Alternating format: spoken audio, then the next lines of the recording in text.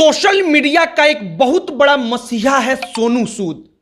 वो सबसे बड़ा बेवकूफ है या गधा है, इसका निर्णय आप इस वीडियो को देखने के बाद करिएगा। वो इंसान इस बात को लेकर ट्वीट करता है कि माता सबरी का जो जूठा बेर था भगवान श्री राम के लिए, वो जूठा बेर उसी के बराबर है जो ढाबा में थूक लगाकर रोटी कांवड़ियों को परोस दिया जाता है, जो जूठा फल थूक लगाकर लोगों को बेच दिया जाता है। और इन तमाम चीजों को लेकर सोशल मीडिया पर बड़ी चर्चा होती है।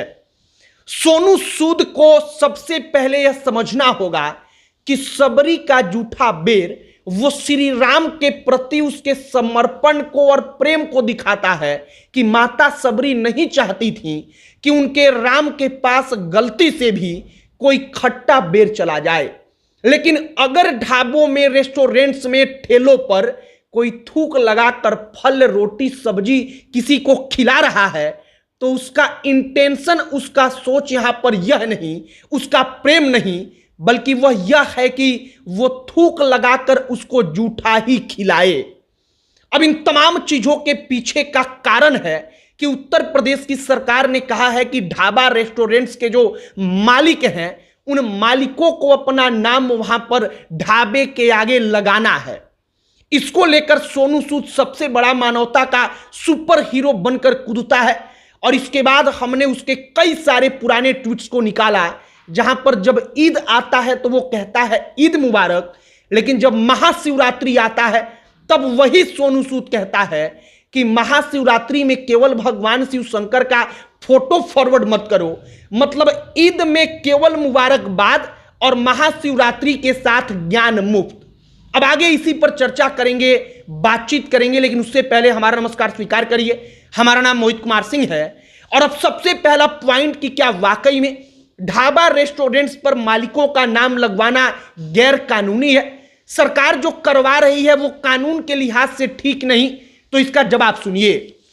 खाद्य सुरक्षा एवं मानक अधिनियम साल 2006 के अनुसार जो भी रेस्टोरेंट या ढाबा चल रहा है जहां पर खाने पिलाने की चीजें लोगों को परोसी जा रही हैं, उन तमाम फर्मों के लिए, उन तमाम ढाबों के लिए जरूरी है कि वो अपने ढाबे के बाहर उसका लाइसेंस नंबर लगा कर रखें।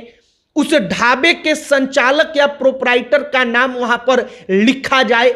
और इन तमाम चीजों के अलावा उस ढाबे का नाम, जिस नाम पर रजिस्ट्रेशन हुआ है, उसका नाम वहां पर लगाया जाए। मतलब नियम और कानून कहता है कि प्रोप्राइटर या संचालक का नाम होना चाहिए। अब उत्तर प्रदेश की सरकार ने कहा कि कांवड़ियों के रास्ते में पड़ने वाले ढाबों के मालिकों का नाम वहां पर लिखा होना चाहिए। तो सोनू सूद को तकलीफ हो गई। जो बिहारियों का, उत्तर प्रदेश में पूर्वी हिस्सा जो है, पूर्वांचल, यहां के करोड़ों लोगों का जो सोशल मीडिया पर मसीहा बना हुआ है, वो सोनू सूद तुरंत मानवता को लेकर ट्वीट करता है। और इसके बाद माता सबरी के जूठे बेर को लेकर कहता है कि अगर प्रभु श्री राम ने माता सबरी का जूठा बेर खाया था तो आखिरकार हम लोग जूठा रोटी, थूक लगा रोटी सब्जी क्यों नहीं खा सकते? सबसे पहली बात कि तुमको खाना है तो तुम खाओ, क्योंकि माता सबरी के जूठे बेर के पीछे का जो सोच था और जो इंटेंशन था वो दूसरा था। और जो यहां पर जिस थूक और जिस जूठे फल और रोटी की चर्चा हो रही है, उनका इंटेंशन और उनकी सोच में बहुत बड़ा फर्क है। जो सबरी थी, उन सबरी माता के जूठे बेर के पीछे की कहानी है कि वो नहीं चाहती थी कि उनके राम जब आए तो उनके राम को गलती से भी एक भी खट्टा बेर चला जाए। वो उनका समर्पण भाव था, उनका प्रेम भाव था। लेकिन अब अगर आप हमारे घर सोनू सूद आइएगा, हम आपके रोटी पर थूक लगा कर देंगे, तो क्या आप हमारे उस समर्पण भाव को वही प्रेम समझकर ग्रहण कर लीजिएगा? बिल्कुल नहीं करिएगा। तो इस प्रकार का इलॉजिकल ट्वीट, जिसके पीछे का कोई लॉजिक ही नहीं, कि आज की तारीख में कोई जूठा अगर रोटी पर लगाकर दे दे, सब्जी में मिलाकर दे दे, तो हम उसको खा लेंगे क्योंकि सबरी का जूठा राम ने खाया था, इसका कोई तर्क बनता ही नहीं। यह शुद्ध रूप से एक कुतर्क है, क्योंकि माता सबरी की जो सोच थी वो सोच दूसरी थी, और यहां पर जिसके बारे में डिबेट हो रहा है वो सोच दूसरी है। अब सोनू सूद का जो मसीहा है सोशल मीडिया का बहुत बड़ा, इसका एक और सच्चाई देखिए। जब ईद आता है तो ये आदमी ईद मुबारक कहता है, केवल हर साल ईद मुबारक बधाई देगा, शुभकामना देगा। लेकिन जैसे ही दीपावली आएगा तो ये हैप्पी दीपावली, दीपावली की शुभकामनाएं नहीं लिखता, बल्कि ये लिखता क्या है कि दीपावली में पटाखा जलाने से बेहतर है किसी गरीब का चूल्हा जलाओ। अब यहां पर आप कहेंगे कि ज्ञान इससे किसने मांगा? जैसे ईद पर इसने कोई ज्ञान नहीं दिया, केवल ईद मुबारक कहता है, वैसे ही दीपावली पर भी बिना ज्ञान दिए केवल हैप्पी दीपावली, दीपावली की शुभकामनाएं भी कही जा सकती हैं। लेकिन ये नहीं कहता और नहीं कह सकता, क्योंकि इसको तो सोशल मीडिया पर सुपर हीरो बनना है, मानवता का सबसे बड़ा वॉरियर बनना है, योद्धा बनना है, जो सोनू सूद बना हुआ है। अब इस वक्त पर उत्तर प्रदेश की सरकार जो ठेलों पर, रेस्टोरेंट्स पर, ढाबे पर मालिकों का नाम लिखवा रही है, क्योंकि वो तमाम ढाबे कांवड़ यात्रा जिस रूट से होकर गुजरता है उन रूट्स पर पड़ रहा है, उन सड़कों पर पड़ रहा है, इसके बारे में सोनू सूद लिखते हैं।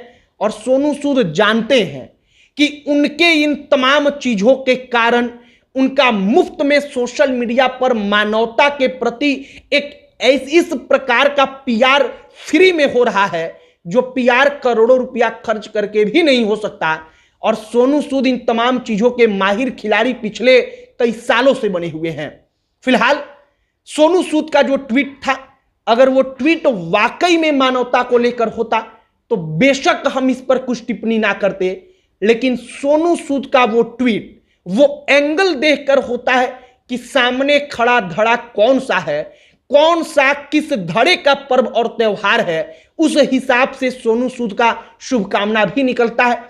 अगर ईद मुबारक बोलना है तो केवल शुभकामना दिया जाएगा, और अगर दीपावली है, महाशिवरात्रि है, तो शुभकामना बाद में, पहले एक ज्ञान दे दिया जाएगा कि महाशिवरात्रि पर केवल शिव बाबा का फोटो फॉरवर्ड करने से पूजा नहीं हो जाता। अब इन तमाम ज्ञान के पीछे का लॉजिक आप समझ रहे होंगे।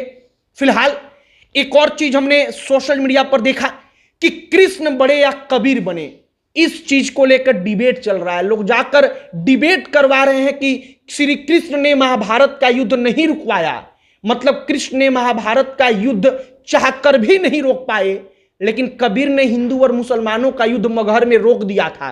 तो कबीर बड़े हैं या कृष्ण बड़े हैं? और इस सवाल में ही आपको इसका जवाब मिल जाएगा कि जो भी ये डिबेट करवा रहा है, जो भी इसके बारे में सोशल मीडिया पर लिख रहा है, उसका इंटेंशन सीधे तौर पर यही कहना है कि कृष्ण महाभारत नहीं रुकवा पाए तो वो छोटे हैं, और कबीर ने हिंदू मुसलमानों का युद्ध रुकवा दिया तो कबीर बड़े हैं।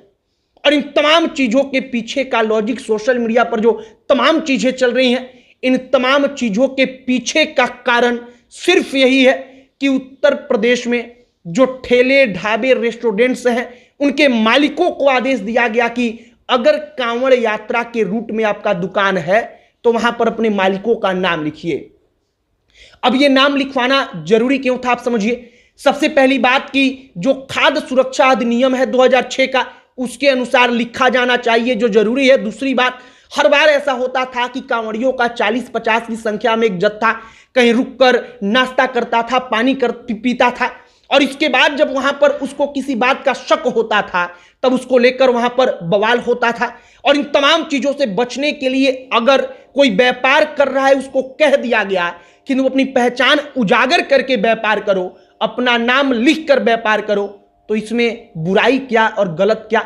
फिलहाल आप क्या कहेंगे कमेंट बॉक्स में लिखकर बताइएगा। अब अंत में हमारा परिचय, हमारा नाम मोहित कुमार सिंह है। बहुत बहुत धन्यवाद।